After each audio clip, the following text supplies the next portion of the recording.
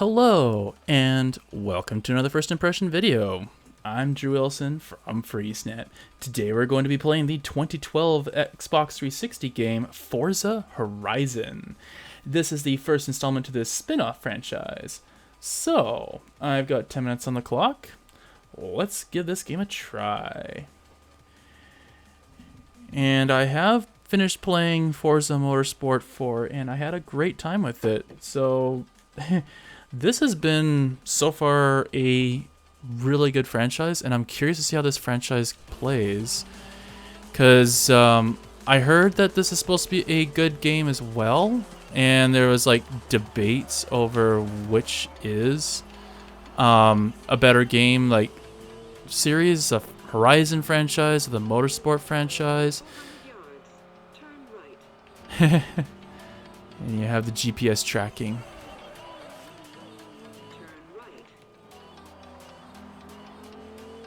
Okay, so there is shortcuts. So, yeah, I have to admit though, I am really curious to see how this one plays, and I don't know, so far it's sort of playing a bit like a Need for Speed game.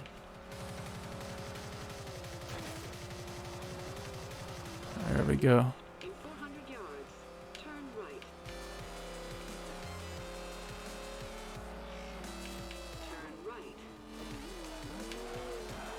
Hehehe.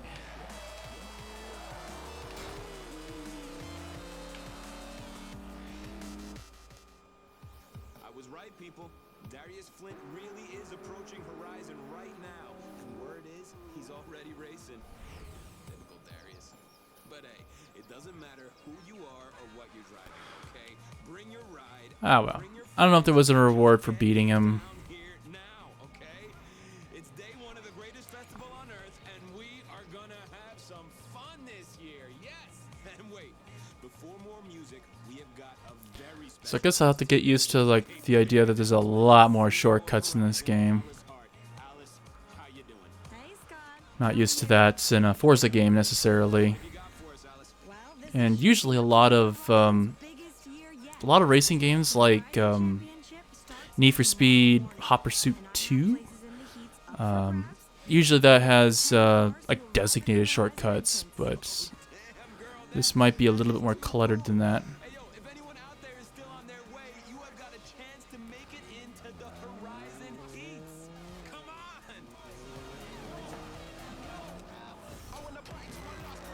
on! Alright.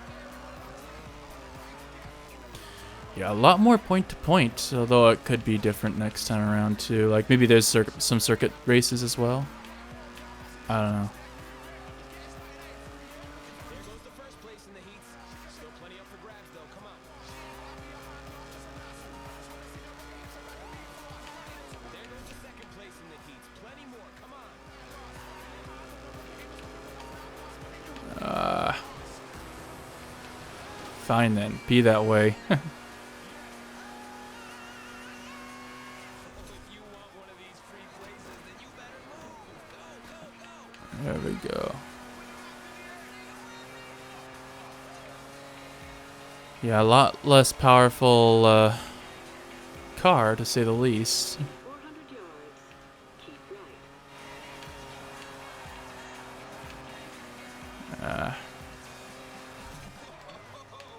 We got a stampede of people There we go. There's some reasonable shortcutting there. gone, guys. 5 places left in the heats. Get moving. Let's get it. There we go. Catching up. Yeah, like I'm gonna take on a McLaren. Want to take part in the festival this year? You better get here fast. Alright. There we go. 100 yards. Keep left. Sort of a shortcut. Not shortcut, but taking advantage of traffic. There we go. Overtake one. That's good. 400 yards. You've arrived at your destination. Cool. I don't know how good that was, but I mean, I've never played this style of racing before yet, so we'll find out.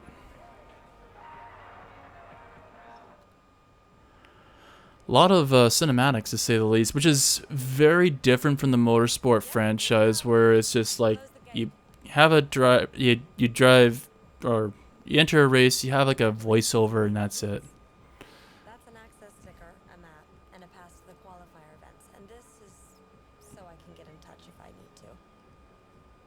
You'll need to get your car checked out by a Bluetooth. race engineer Dax Stewart over at the garage. I'm Alice Hart, by the way. Welcome to Horizon. Cool. Yeah, so yeah, a little bit more cinematic heavy for sure.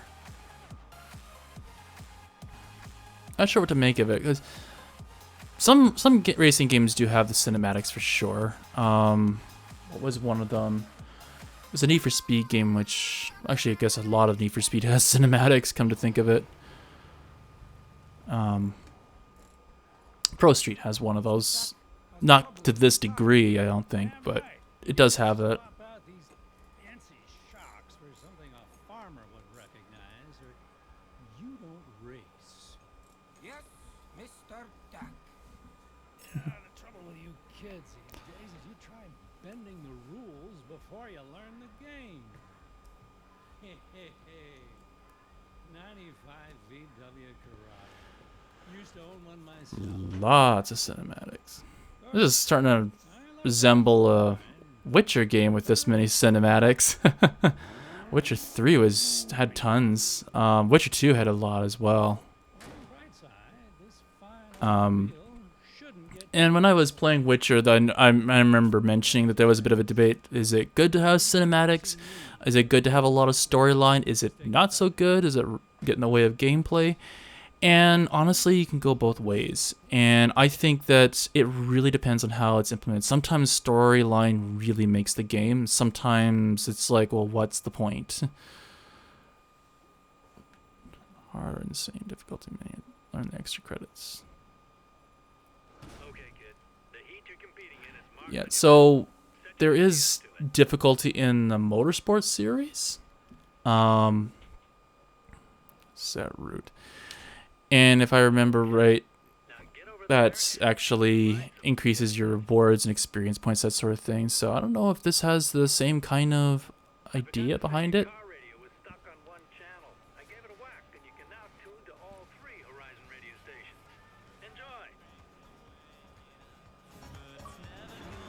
Cool.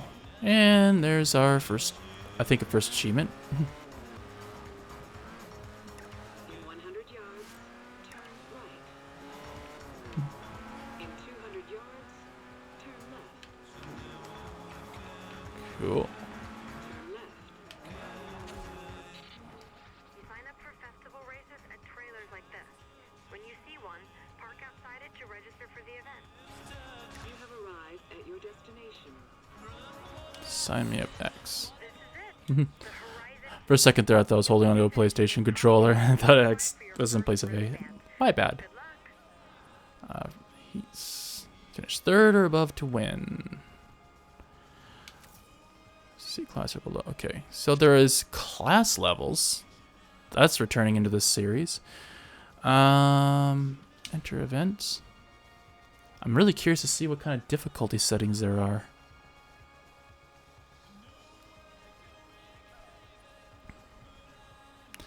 I could be thinking of, because before races in the Motorsport games, you could actually change the difficulties in specific difficulties. Maybe this has that. 250th popularity level. Okay, so this popularity level is something in this game. Maybe that's similar to experience points. I don't know. Like you could increase your affinity in various cars, specifically in If you want to that. switch off assist or increase the skill of your opponents, you can do so in the difficulty menu. And hey, you'll earn more money as a result. My control's locked. There we go. Difficulty. What do we got here? Difficulty medium. I'll see. I'll see how I go with this. Opponent difficulty medium. So this is okay. So game difficulty is like the grand scheme of things. Hard, pro. Okay. Okay. So yeah. So similarities there for sure. Yeah, I'll leave it there so you can get a better look at that. So that is the first impression video for Forza Motorsport, and really interesting so far. Definitely plays very differently than Motorsport, because Motorsport was very heavy into the whole simulation, everything ultra realistic, specific like tracks that you race on, etc., etc. So you basically master that, but in this game it does have a much more arcadey feel. Like it's not like it's significantly less realistic, it just has a different feel to it. So far that I could tell anyway. Yeah, really interesting so far, and really curious to see, like, trying to get used to how this game plays. I'm sure it won't take much, honestly. I was already taking those shortcuts anyway, so I'm guessing that's a sign that this is probably a lot easier to master, maybe? I don't know. We'll see. Anyway, wanted to hear from you on this game series. So, well, this game in particular, I should say. What did you think of this game? Was this a really fun racing game for you, or was this maybe not your style of game? Let us know in the comments below. If you haven't played this particular game but have played other games in the franchise, what did you think? Did you think maybe later installments of Horizon was better, or maybe this was something you want to go back to, or maybe you prefer the Motorsport franchise? Let us know in the comments below. If you haven't played this game at all, or any of the games in the franchise, what did you think of this video and what you saw so far? Does this look like a very different game to you than the Motorsport series? Does this maybe seem more your style of racing, or maybe you prefer simulation style racing, or maybe a whole different series entirely, or franchise I should say entirely? Yeah, let us know what you think. So if you want to support this channel, there are plenty of ways you can do that. You can drop us a like, let us know here you're doing a great job, keep up the good work. And you can also subscribe to the channel so you can turn on notifications to get real-time updates on videos we posted. So that is and if you turn on those notifications, it's the fastest way you can find out when we've uploaded something new. So it's a great way to keep tabs on us. But if you don't necessarily want to go that route for the notifications, that's okay. You can just subscribe to the channel as well, and that helps out the channel as well. So if you want to further support this channel, you can also do that. There's another method you can do that for free, and that is check out our website, freezenet.ca. And you can check out all the latest in news, music reviews, video game reviews, and we even have a full-fledged wiki for you to explore music yourself. So lots of really cool features on that website, all for free. There's no paywall, there's no reg wall. It's there for you to check out and enjoy. So freezenet.ca, be sure to check it out. If you want to more directly support this channel, there's also ways you can do that. You can check our Patreon page, patreon.com/freezenet. And through that, you can subscribe to a tier and get insider information. You can have advanced access to our podcasts and so much more insider information. In fact, patrons knew that we'll be checking out Forza Horizon for the first time in advance. So if you want to get that insider information and advanced knowledge, that's the way to go. And if you don't want to do the whole subscription thing, that's okay too. You can also check out our coffee page, coffee.com/freezenet. You can drop us a one-time donation, and that will certainly help us out. So we'll make sure every dollar does count. It'll go towards the YouTube channel, it'll go towards the website, and it'll go to the podcast. So I guess that is all for now, and until next time, keep it cool.